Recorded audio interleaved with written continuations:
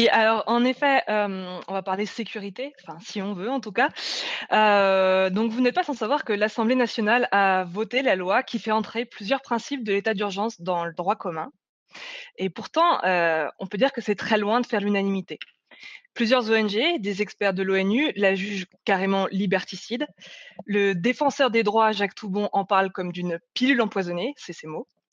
Les spécialistes émettent des réserves sur un texte jugé carrément inefficace, et même Le Figaro, journal pourtant pas particulièrement gauchiste, a réussi à trouver une députée LREM, ancienne policière, qui juge cette loi inadaptée.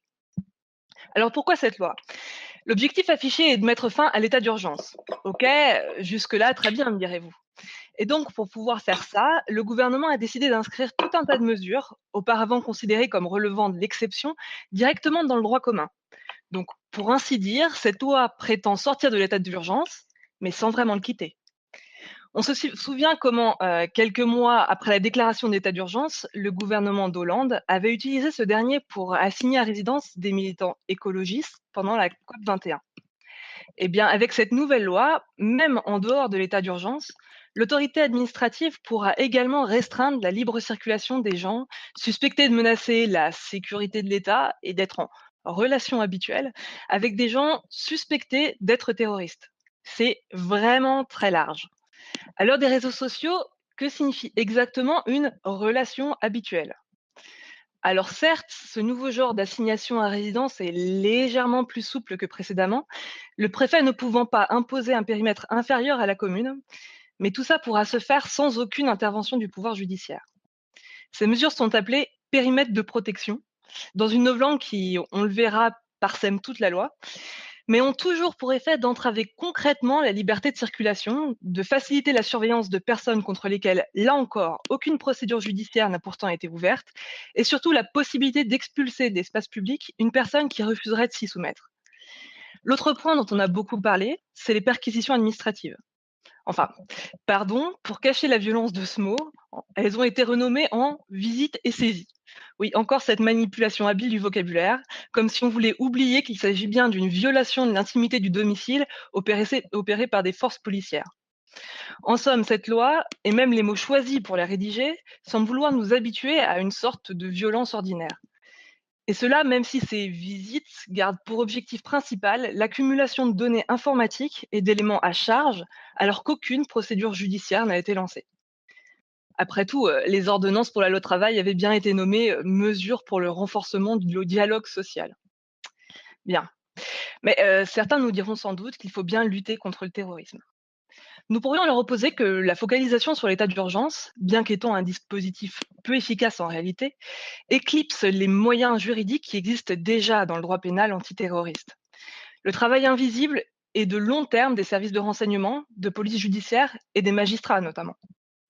Tout un dispositif antiterroriste construit, se basant sur un arsenal juridique dérogatoire, incluant d'ores et déjà des possibilités de perquisition, de surveillance informatique, des durées de garde à vue et de détention provisoire allongées, un régime de peine alourdi, etc. Comment comprendre alors ce texte qui impose un ensemble de mesures qui, au-delà du recours à une procédure d'adoption en urgence contestable symboliquement, apparaît intolérable sur le plan, sur le plan démocratique même? Car oui, c'est bien de cela qu'il s'agit. Si les règles de procédure pénale sont dérogatoires, elles n'en sont pas moins clairement définies, elles organisent le débat contradictoire sous le contrôle d'un juge indépendant, ce que le nouvel texte de loi fait disparaître. Pourtant, les défenseurs du texte font reposer leur argumentaire en grande partie sur l'action de l'autorité judiciaire. Mais cela n'est en réalité efficient que dans le cadre des perquisitions et saisies. Concernant les autres mesures, l'autorité judiciaire, prise en la personne du procureur de la République, est seulement informée. Quant à l'intervention du juge des libertés et de la détention dans les procédures de perquisition saisie, il semblerait que nous assistions à ce que Pierrette Poncelat définissait comme la naissance d'infractions administrativo-pénales. Autrement dit, des infractions pour lesquelles le droit pénal est sous la dépendance des autorités de police administrative, non plus l'inverse, et dans lesquelles le juge devient l'accessoire du pouvoir exécutif. Et là, on peut se poser la question de la séparation des pouvoirs.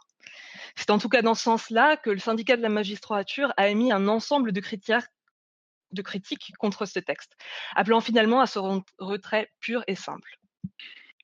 De nombreuses associations, d'Amnesty International à la Ligue des droits de l'homme, en passant par Human Rights Watch, ont aussi dénoncé depuis des semaines ce texte jugé contenir des nombreuses dispositions attentatoires aux libertés et aux droits fondamentaux, tels que la présomption d'innocence, le droit à une procédure judiciaire équitable, le droit d'aller et venir, de manifester, le droit au respect de la vie privée, à ne pas être discriminé, etc.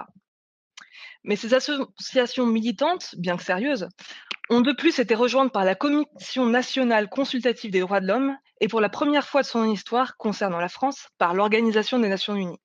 Oui, oui, l'ONU, qui s'inquiète également de ces violations graves des libertés fondamentales. Et là, le symbole n'est pas mince.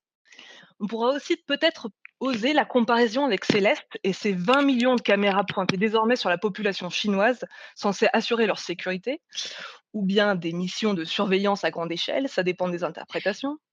Et du coup, peut-être se demander aussi si cette évolution de la législation française ne s'inscrit pas plus globalement dans un monde où la surveillance de masse se généralise et se perfectionne. Pour vous, Monsieur Plénen, qui avez fait partie des personnalités visées par l'affaire des écoutes de l'Élysée dans les années 80, tout cela doit avoir une résonance toute particulière.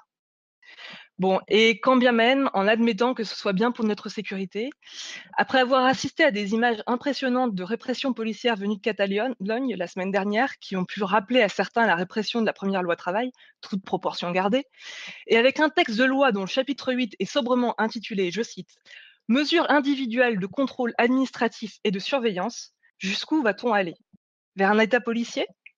Et que penser dans ce contexte de notre ministre de l'Intérieur, Gérard Collomb, qui en juillet dernier se disait peut-être prêt à tomber dans un despotisme doux pour assurer notre sécurité? Si ces mesures étaient dans l'état d'urgence, mais pas dans le droit commun, c'est bien qu'il y avait une raison. Alors, nous y voilà. L'interpellation de ce soir est essentiellement une sirène d'alarme sur un sujet d'actualité faisant l'objet de bien trop peu de débats à notre goût dans les médias traditionnels qui relaient pourtant massivement les attentats au moment où ils se déroulent en France.